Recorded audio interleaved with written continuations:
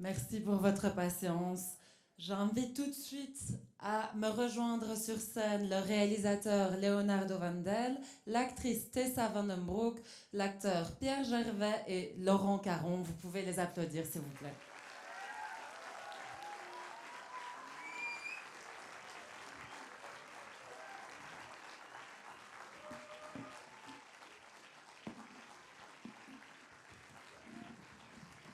Bonsoir. 3 micros, trop bien. Vous avez assez de micro, vous pensez? Ouais. Tu m'entends? Venez, on va tous bien se mettre dans la lumière. Merci à tous, dank u allemaal om er te zijn. Je vais commencer avec quelques questions. Ik ga met een paar vragen beginnen. En dan zal het aan jullie beurt zijn. Dus denk eraan als jullie vragen hebben. Pensez, si vous avez des questions, réfléchissez-y pendant que moi je pose les premières questions. Alors, Leonardo, c'est votre premier long métrage. Vous êtes passé à Cannes, vous avez été sélectionné pour un Oscar, enfin pour représenter la Belgique aux Oscars, vous avez reçu plein de prix. Ça doit être fou pour un premier film. Comment vous vous sentez par rapport à tout ça? Voilà. Je suis très heureux. En fait, on a terminé le film sur un vendredi. Le lundi, j'étais à Cannes. Et depuis, ma vie était ouvrir et fermer les valises. Et justement, parce que tout était un progrès, j'ai pas eu le temps d'attendre à quelque chose. Et je pense que justement pour ça, je me rends compte que j'ai vraiment eu la chance. Voilà, que ça continue. Et c'est un voyage super. Alors je pense que la question incontournable, c'est un peu que vous nous racontiez comment tout a commencé. Vous avez coécrit le film. Comment vous est venue l'idée de cette histoire en fait? Le début du film, l'idée c'était en fait la fin du film et c'était presque comme une vision. Je ne sais pas où ça venait, mais je disais mais ça c'est intéressant, c'est une fin du film que j'ai pas déjà vu. Et aussi je pense que certainement, avant beaucoup de films, la fin c'est le début du film, ou c'est un peu, tu vois que la fin du film c'est par exemple le début de mon film. Mais c'est le film entre les deux. Je trouve ça intéressant de parler parce que avant qu'on parle, il y a toujours de silence. Et je n'avais pas envie d'écrire ça moi-même, toute seule. Et c'était mon producteur qui a dit peut-être tu dois rencontrer Ruth parce que je pense que vous aurez une bonne synergie. Donc j'ai expliqué un peu le concept à elle. Elle m'a demandé des questions très très très importantes. Tu vois, elle m'a dit des choses que j'avais besoin d'entendre. Et on partageait ce sentiment comme Julie était une vraie personne. Et voilà, c'était super en fait de partager toute cette expérience parce que voilà, ça nous motive. On pourrait s'améliorer et donner de motivation. Vous tirez vers le haut. Oui, parce que par exemple, quand une commission dit non, bref, un film d'une fille qui parle pas, c'est pas une histoire parce qu'elle est pas. Tu vois qu'on était là en fait de nous engager un peu et croire que c'était quand même une histoire qui était importante à raconter. Donc, vous saviez dès le début que vous n'alliez jamais vraiment préciser ce qui s'est passé avec le coach. Oui, oui, mais pour moi en fait c'était aussi pas important dans une manière parce que finalement on sait qu'il y avait quelque chose et l'idée qu'il y avait passé quelque chose, c'était déjà assez grave. Tu vois, c'était la preuve en fait que c'était pas bien, c'était malsain. Et je pense aussi si on avait parlé trop de ça, ça serait une histoire de l'abus. Et moi, je voudrais surtout parler de libération du parole et pas en fait voilà comment le silence est né, mais plutôt comment le silence vit avec toi après. Tessa, ik denk dat het je eerste film is, waar? Je bent ook niet een actrice, normaal gezien. Je bent een tennisspeelster. Kan je ons een beetje vertellen, hoe ben je terechtgekomen op deze film? Bij deze film? Dat was mijn trainer van mijn tennisclub die mij een berichtje stuurde met de link van de audities. En toen ik dat mijn zussen en ze waren zo, doe dat gewoon, die gaat hij toch niet kiezen. Heeft hij dus wel gedaan. Maar ik ben ook wel blij dat ik het had gedaan, want ik denk dat ze als ze mij niet hadden gepusht, dat ik het nooit zou hebben gedaan. Maar ik heb superveel bijgeleerd op set. Hoe dat een film gemaakt wordt, daar heb ik nog nooit eerder bij stilgestaan. Dus ik vond het allemaal super interessant om te zien. En ik denk dat ik ook gewoon superveel heb geleerd. Als persoon ook. Veel volwassener geworden. Voilà, ja. En wil je dat verder doen? Ik zie wel wat er op mijn pad komt. En dus alle personen die tennis doen in de film zijn allemaal tennisspeelsters? Ik denk dat dat belangrijk is. Leo vroeg een keer aan mij, ken je nog spelers die misschien mee zouden willen doen? Omdat hij wou dat ik heel comfortabel was op set. En dat ik zo wat vrienden had en dat het eigenlijk plezant was. Dus dan had ik die voorgesteld en dan was hij direct, ja, die gaan meedoen. En dan mochten die meedoen in de film, wat mega tof is, want dat zijn mijn vrienden waarmee ik ben begonnen met tennissen, die dan mee mochten spelen in de film en mee naar Cannes mochten. Ik denk dat dat heel uniek is en dat dat niet vaak gebeurt. Dus dat was allemaal, ja, kei tof. Oui, et après il y avait encore un défi, comme on dit, un challenge. Et c'était trouver quelqu'un pour jouer Baki. Mais à ce moment-là, Thémen était en train de faire le casting pour son court-métrage. Il dit, ben, écoute Léo, bonne nouvelle, j'ai trouvé un comédien qui joue aussi le tennis. Donc voilà, merci pour ça Thémen, casting director, réalisateur, comédien. Mais pour Laurent Caron, j'ai une question pour vous. En finale, on ne vous voit pratiquement pas. J'imagine que ça doit être très différent comme expérience que vos autres expériences en tant qu'acteur. Comment c'était d'incarner finalement ce personnage? Comment vous avez ressenti cette expérience? En fait, on a beaucoup travaillé en amont avec Léo, beaucoup sur les dialogues, parce que la partition, les coups de téléphone, les vidéos font partie aussi de la partition.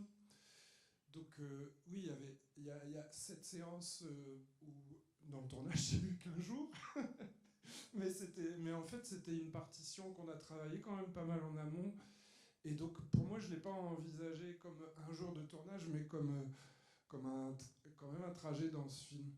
Et nous, donc moi j'étais très content parce qu'il y avait un parcours assez ambigu à jouer. On n'a pas tout le temps ce genre de proposition. Puis, pour le travail, on a beaucoup travaillé à essayer de se mettre d'accord sur un vocabulaire aussi, sur une traduction la plus sensible possible, parce que Léo parle bien français, mais par rapport dans des termes plus basiques, plus simplistes, on a dû s'entendre, on est passé des fois par Google Traduct, et puis parfois on a beaucoup parlé. Donc c'était... je ne sais pas si j'ai répondu à la question. C'était intéressant d'entendre. Voilà. Pierre, ik denk dat het uw eerste film is? Ja. Nee. Korte films of lange films al gedaan? Ja, mijn eerste echt project, sowieso. Er is wel een voor Leonardo van Dijl en een na Leonardo van Dijl. Voilà. Ja. Maar alles ervoor was wel wat sportief of wat niet echt heel betrokken bij. Maar bij Leonardo was het echt de eerste keer dat ik dacht van, amai, zo'n project, met Tessa ook, het hele traject ook met Tessa. En ook daarna de Hirondelle, dus de kleintjes. Ja, dat we daar, het ganse traject was echt zo mooi. En hoe dat Leonardo ook zijn sets heeft doen bestaan. En het feit om ook om film te draaien en zo, dat was allemaal zo onwaarschijnlijk dat ik dacht van oké, eigenlijk is ook een film maken dat. En dat wil ik doen. En zo wil ik ook werken. Terwijl dat alles ervoor ook alles zo... Het is theater, het is mijn eerste film. Ja. Maar mijn vraag erna was, hoe is het om met Leonardo op een set te Afschuwelijk. Dus, dat is goed? Nee, niet tof. Nee, onwaarschijnlijk. Ik denk dat Leonardo de meest voorbereide persoon ter wereld is misschien. Allee, in mijn wereld, dat ik heb mee mogen op mijn pad leren kennen. Maar het is onwaarschijnlijk veel berekend op de dag ervoor. Maar het is onwaarschijnlijk veel ook voorbereiding en heel veel praten en heel veel van wat denkt jij en wat denkt jij. En ook bij elke tennisoefening was het ook van Tessa, wat zouden jij doen, wat zouden jullie doen. En dus het is ook heel berekend in ook alle de technische aspecten, maar het is ook heel menselijk in het geven en nemen en samen aan best choice wins in the end. Dus ook zo totaal geen... Ja, het is echt... het was een heel fijne ervaring. Mais, toi aussi, à la base, tu es un comédien de théâtre. Et c'est un peu comme ça on a fait aussi le film, surtout avec les Hirondelles. On a fait beaucoup de répétitions et c'était trop chouette parce que Pierre m'a vraiment aidé là pour aussi pousser les jeunes de faire l'impro, d'essayer des choses. Et en fait, parfois aussi, ils ne rendaient pas compte que toi, tu étais en fait un comédien. Et ils étaient là, genre, pour demander toutes les questions, mais aussi à nouveau de tennis, comment, tu vois, qu'est-ce que tu penses de mon service ou des trucs comme ça. Donc, ça, c'était très cool parce que je sais dans une manière que j'ai quand même demandé à toi, genre, c'est important que tu sois là pour les jeunes parce que ils ont des questions pendant le procès qu'ils ne n'osent pas demander, c'est important qu'il sait qu'il peut aller à toi, en fait, parce que pour moi, c'était très important que toutes les questions étaient possibles à demander, justement, parce que ça, c'est aussi un peu le sujet du film, que c'est pousser la jeunesse à parler, d'oser demander des questions. Et voilà, tu étais là comme un co-réalisateur, et ça, c'était très chouette. Merci. Oui, vous pouvez applaudir. Ouais. Il y a aussi tout un jeu d'ombre et de lumière dans le film. Clairement des acteurs qu'on ne met pas dans le cadre, notamment le père. Enfin voilà, beaucoup d'acteurs de personnages, je dirais plutôt, qu'on ne montre pas vraiment pour vraiment laisser, j'imagine, toute l'attention sur Julie. Peut-être vous pouvez nous en parler plus de cette envie. Ben, il y avait aussi, à commencer déjà, il y avait cette idée du théâtre, donc je voulais pas travailler trop avec comme ça. C'était vraiment une image, comme une peinture, et les gens, tu vois, ils entrent à gauche et ils sortent à droite un peu. Et aussi, il y a juste les métaphores avec Julie, qu'au début du film, elle est très isolée, elle est très seule, elle vit dans l'obscurité, donc il y a moins de lumière. Les gens autour d'elle sont flous. Il y a cette distance et c'est surtout elle, en fait, qui est dans l'image. Mais petit à petit, il n'y a plus de lumière. Et aussi, tu commences à... les autres personnages deviennent plus nets et plus recognizable. Pour aussi montrer qu'en fait, elle était tellement isolée de Jérémy, mais avec Baki qui vient dans sa vie et qui la donne aussi la chance de se connecter avec soi-même et le monde autour d'elle, que le monde autour d'elle aussi l'approche. Voilà, ça c'était un peu le concept. Est-ce qu'il y a des questions dans la salle? Alors on a Lilou qui n'a pas de micro, donc je vais donner le mien.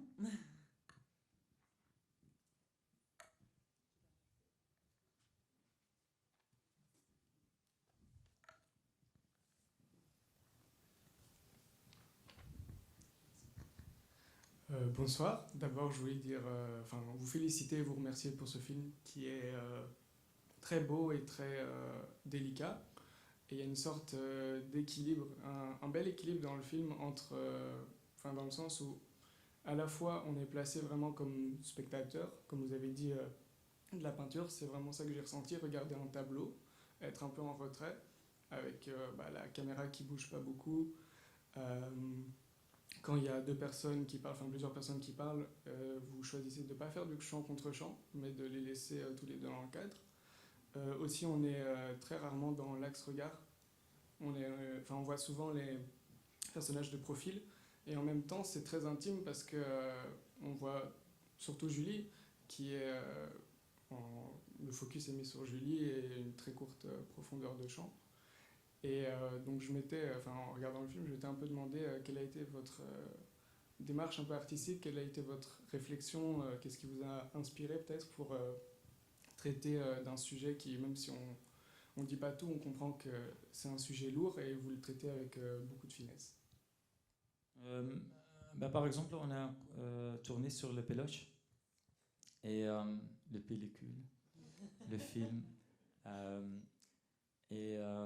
En fait, ça t'oblige de répéter, de s'organiser parce que tu n'as pas les moyens de faire n'importe quoi et essayer sur un tournage. Donc pour ça aussi, les questions de plan contre plan, on n'avait pas l'argent pour ça. C'était genre chaque plan, c'était en fait encore des euros.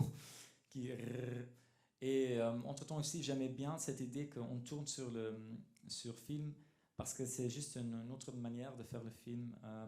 C'est plus rigide et tu es tout le temps conscient que tu es en train de faire un film. Parce que la caméra est lourde, donc le déplacer, tu vois, il y a ça, mais aussi ça fait du bruit. Donc chaque plan, c'est tu sais en fait que ce sont les euros qui sont genre, comme à Las Vegas en train de perdre.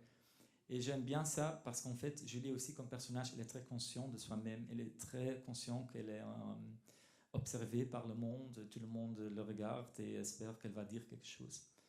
Et j'aimais aussi de faire le film comme ça en fait. Il y a même une shot dans le film qu'elle regarde la caméra et pour moi c'était vraiment une expression comme mais je sais que vous êtes en train de me regarder et s'il te plaît arrête parce que je ne veux pas être dans ce film et j'espère que ça se termine maintenant.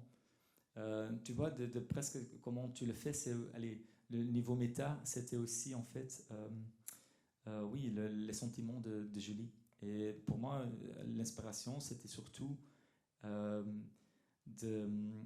d'essayer de trouver des métaphores avec la vie et les sentiments et les pensées de Julie. Voilà, donc j'ai pas regardé trop autres films ou des autres trucs. Pour moi, c'était vraiment genre comment on peut manifester ces personnages de Julie. Een andere vraag misschien? Une autre question dans le public? Il n'y a pas de bête question, évidemment.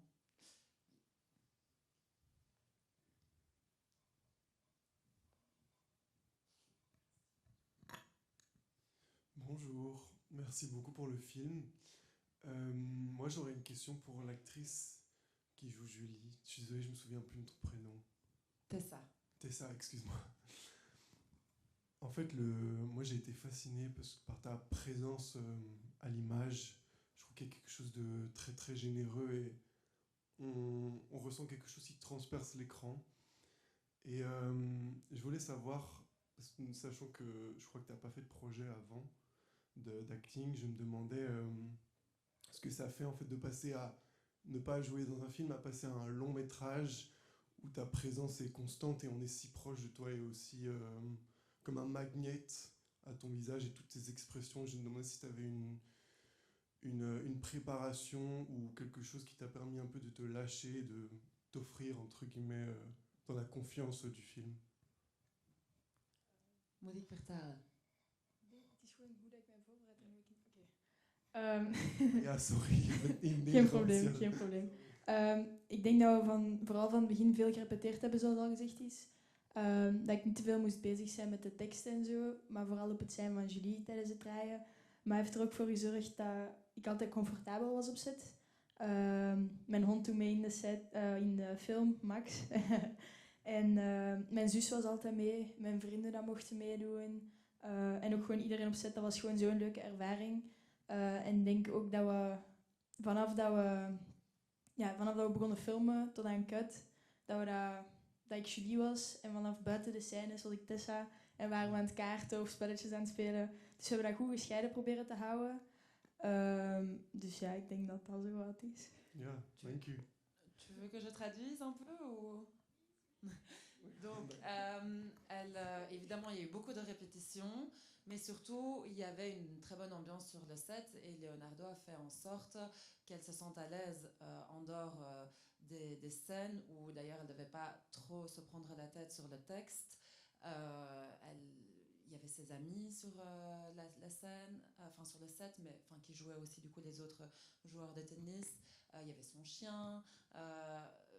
entre les scènes, ils jouent aux cartes, des choses comme ça. Donc il y avait toute une ambiance de mise en confiance qui a été très importante, évidemment beaucoup de répétitions et une relation, je pense, importante entre Leonardo et Tessa. Oui, et c'était aussi, on avait cette règle que c'est le moment où je lis, le moment que je dis action, et le moment que j'ai découpé, tout de suite c'était ça. Et un peu, on a joué un peu avec cette idée que de jouer, c'est mentir. Donc on a aussi un peu, genre, parfois c'était un peu, genre, elle faisait comme elle est triste, et je découpais, elle était genre... Donc on a vraiment genre un peu joué avec ça, un peu provoqué dans une manière. Tu vois que c'est genre, c'est juste surtout voilà, utiliser les techniques. Et c'est bien parce que ce sont des joueurs de tennis, et ça c'est quelque chose qu'ils comprennent très bien. C'est de faire les choses dans une façon avec l'élégance, mais aussi que c'est qu'une technique et c'est pas forcément une émotion. Tu dois pas le sentir pour en fait le jouer. Voilà. Est-ce qu'il y a encore une question quelque part? Ah, je vois là en haut. Bonsoir. Est-ce que le film que nous avons vu ce soir, dans lequel il y a beaucoup de non-dits, beaucoup de choses qui font appel à notre sensibilité, un petit peu à notre intelligence aussi, est-ce que le film qu'on a vu ce soir correspond au synopsis? Autrement dit, est-ce que ça a été vraiment un work in progress? Et autrement dit aussi, est-ce qu'il y a beaucoup de scènes coupées? Ben, il y a quand même pas mal de scènes qui sont coupées. Et pour dire la vérité, c'est parce que quand tu passes la commission avec le film que tu as vu, ils ont dit t'as pas une histoire. Donc on a vraiment écrit des scènes dedans que j'avais pas envie de tourner, mais presque j'étais obligé parce qu'après tu vends aussi le scénario avec les scènes dedans aux distributeurs et des choses comme ça.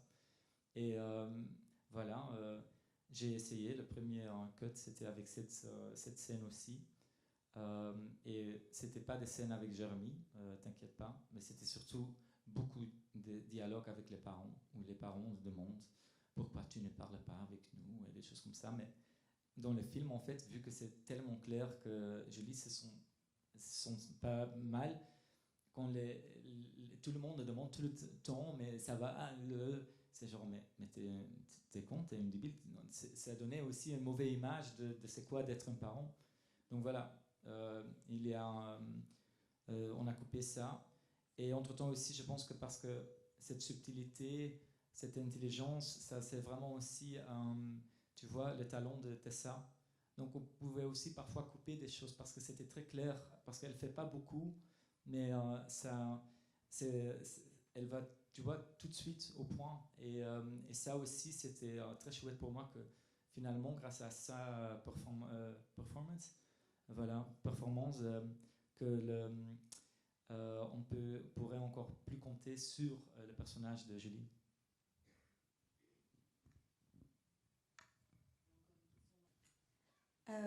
Wij hadden een vraag over de muziek tijdens de film, omdat er eigenlijk behoudens vergissing geen muziek speelt buiten dat ene stuk dat altijd terugkomt. En we vroegen ons af of dat er daar een betekenis achter zit. Dus de film heeft twee thema's. Het thema van de stilte en het thema van de wedergeboorte, om het zo te zeggen. Dus de wedergeboorte wordt op het moment dat ze gaat tennissen en haar mama komt kijken naar de tennis. Omdat ik denk dat daar eigenlijk Julie 100% gelukkig of zo is. En het andere thema van de stilte, bijna zoals in het idee van een Grieks koor of zo. Het is een thema dat iedere keer herhaald wordt, maar zich meer uitbreidt. En bijna een soort van meta-visie geeft erover of zo. Van het meisje die zoekend is naar die woorden, die zich niet kan uitdrukken. En als een hymne, als een sirene eigenlijk dan manifesteert. De twee liedjes zijn geschreven door Caroline Shaw. En ik heb gewoon eigenlijk...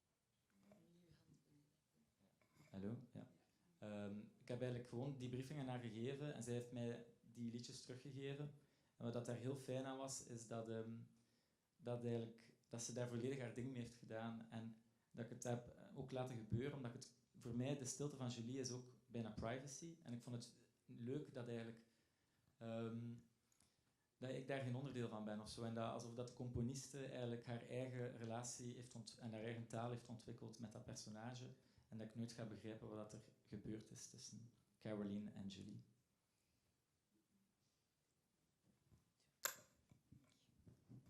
Is er nog misschien... Ah ja, daar misschien nog 2 laatste vragen.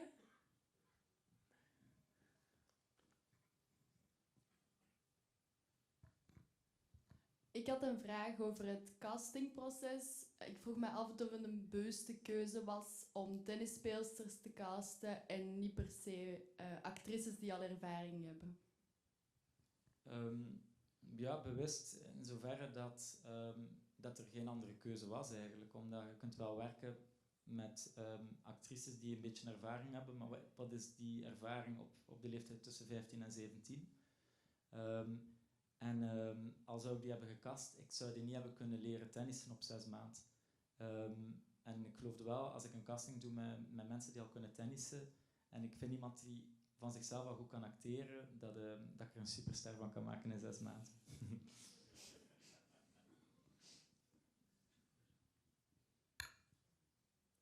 Met dank aan Pierre ook. Oké. Dus de film komt deze woensdag uit in België. Le film sort mercredi, donc n'hésitez surtout pas à en parler entre vous. Je pense que vous aviez peut-être un mot de fin à dire, oui. C'est... So, should I say it in English? Non, je vais dire en français et bref en néerlandais. Donc, c'est pas parce que je l'ai cité que c'est à vous de se taire. Si tu as aimé le film, fait beaucoup de bruit, que le silence de Julie sera entendu. Et je dis ça pas seulement pour vendre l'étiquette, mais aussi parce que pour moi, en fait, l'histoire de Julie, c'est important. Et je pense que c'est une histoire qui peut aider les gens. Et je sais que dans les JAL, il y a déjà des personnes qui ont vécu la même chose, des garçons et les filles comme Julie. Et je suis aussi sûr que dans votre entourage, il y en a. Donc c'est pour ça très important. Je n'ai pas fait un film pour se taire, mais justement parce qu'on doit parler de sujet. C'est important parce que finalement, un monde qui est plus sécurisé pour Julie, c'est aussi un monde dans lequel on sera sécurisé. En nu in Nederlands, dat gaat korter zijn. Gewoon, ja, kijk, het is niet omdat Julie zwijgt dat jullie moeten zwijgen.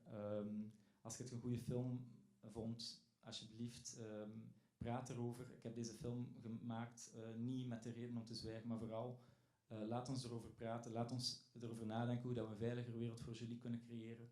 Want uiteindelijk, die wereld waarin dat Julie veilig is, zullen wij allemaal in deze zaal ook veilig zijn. Voilà. Merci. Mensen